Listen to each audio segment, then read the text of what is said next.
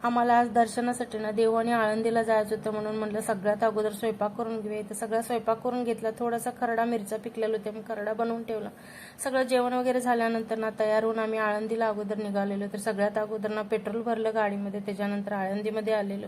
तर आता पण ना खूप अशी गर्दी होती आळंदीमध्ये. छान असं दर्शन वगैरे घ्यायला आतमध्ये गेलो तर इतकं गर्दी होती ना, अर्धा तास लागला आम्हाला दर्शन घ्यायला. तिथून बाहेर आलो आणि आम्हाला परत देहूला पण जायचं होतं.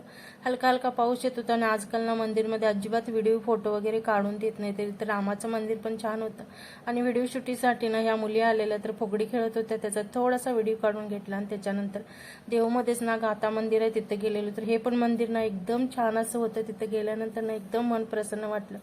वेळ झालेला घरी यायला, म्हणून मग संध्याकाळी आल्यानंतर ना अगोदर स्वयंपाक वगैरे बनवून घेतला आणि मग आज व्हिडिओचा शेवट असं जेवण करून केलं. तर कसा वाटला मिनी ब्लॉग? आवडला असेल तर चॅनलला लाईक, शेअर आणि सबस्क्राईब करायला विसरू नका.